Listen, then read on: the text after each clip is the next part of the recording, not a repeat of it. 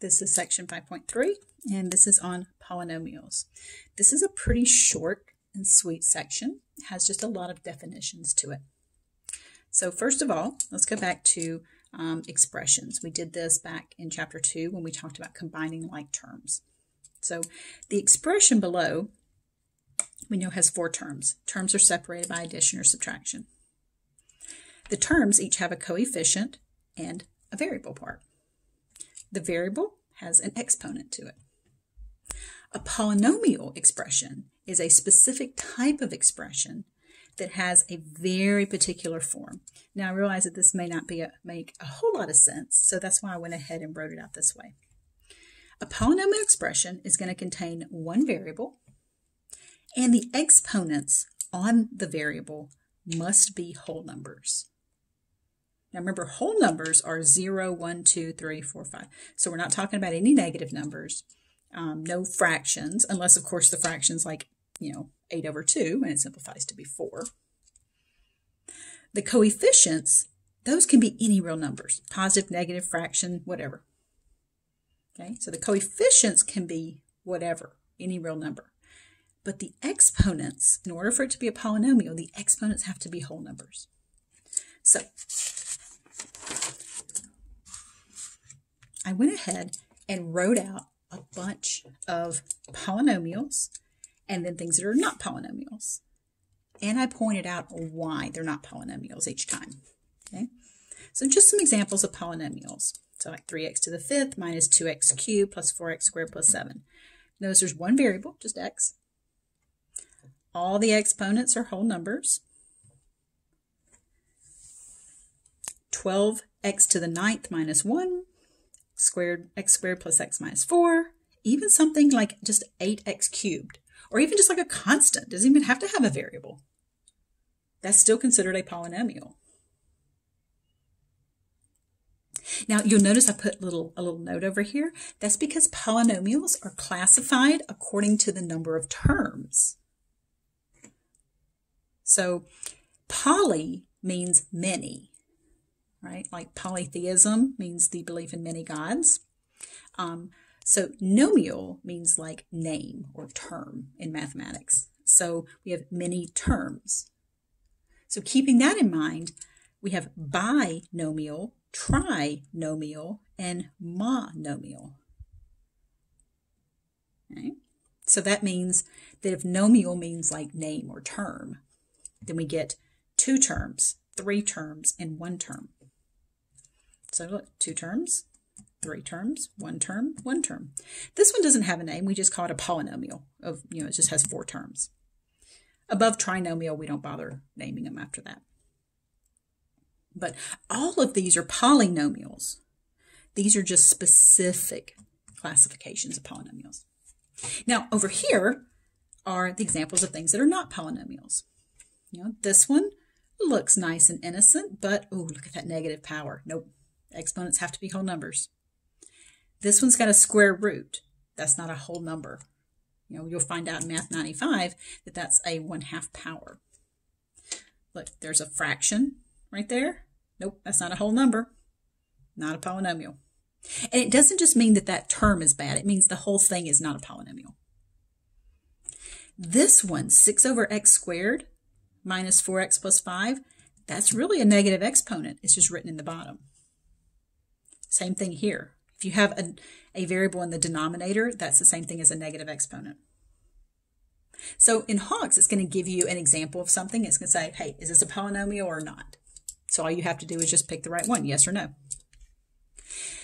Polynomials are going to be classified according to their degree and their leading coefficient. The degree is the highest power that shows up, and the leading coefficient is the coefficient that is with that highest power term. All right, so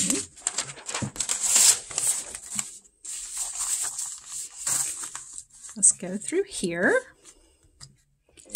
This is a trinomial because it has 3 terms. Let's identify the degree and the leading coefficient. If you know where to look, these are quick and easy. Okay? All you have to do is know where to look. The degree is just the super secret sexy way of saying what's the highest power. Look at the powers. 5, 2. What's the highest one? 5. Done. Degree is 5. Leading coefficient is the coefficient that is with that fifth power. That would be your 3. If you know where to look, these are going to be quick and painless. All right, degree and leading coefficient. Well, this one, the way that it's written, my highest power happens to not be the first term. A lot of times it'll be the first term, but not always. Highest power is 2. The coefficient of this term, be careful, it's not 6. It's -6. And this is a binomial. It has 2 terms. Okay. This is a trinomial. It has 3 terms. Highest power is 2. And that leading coefficient, the degree and the leading coefficient always occur in the same term. So the degree is 2. Don't put x squared. The degree is just that number, 2. Leading coefficient, 16. What if you just had like 7x? That's a monomial. It has 1 term. The highest power, well, it's the only power. It's 1. Right? No exponent written means it's 1. Leading coefficient is the only coefficient. That would be 7. What if there's no variable? What if you just have like 8? That's a monomial. What's your degree? No variable means the degree is 0. That's the same as having an x to the 0 power. So no variable written means that your degree is going to be 0. Your leading coefficient is going to be 8. Don't get that confused with this one. This one has a variable, and it has a 1 that's just not written. So no exponent written has an exponent of 1.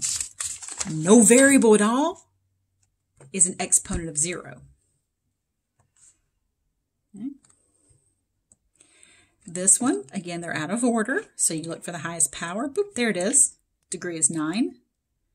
Coefficient that goes with that term is -2. Be on the lookout for those negatives that sneak up on you there. So the degree and the leading coefficient always occur in the same term. The degree is the highest power. The leading coefficient's the one that is the coefficient of the term with the highest power. All right, the second part of this section is something that we have already encountered. So it's just going to be a quick review. That is evaluating polynomials. Now, all we're doing is just tossing the word polynomial in there. Evaluate, you guys know what that means. We've talked about this before. Evaluate just means to plug this number in for that letter. That's it. So we've done much harder ones than this. So don't let this terminology scare you. Plug 5 in for both of these x's. Okay, so all you got to do is use your calculator. 5 squared plus 14 times 5 minus 3. Use your calculator. Boom, 92.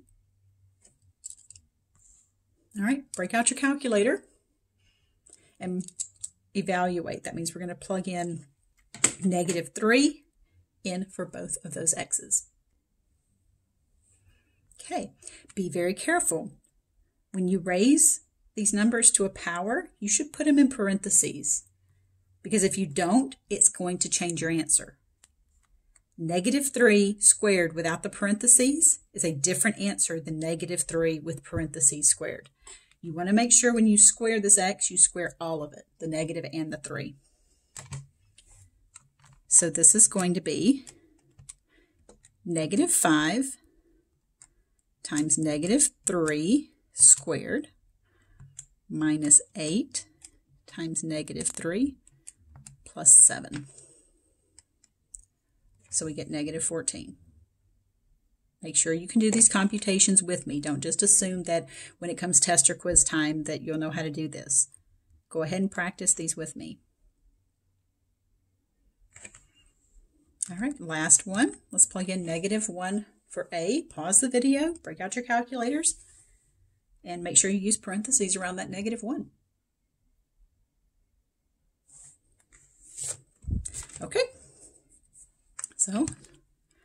That'll be parentheses, negative 1 to the third power. Get down out of that exponent. Plus 4 times negative 1 squared plus negative 1 plus 2. Be very careful. A lot of the mistakes that I see on a problem like this is that students will just forget that last term out there. And I got positive 4 out of it. Okay, believe it or not, pretty quick and easy, right? Section 5.3 is not that bad. So that concludes section 5.3.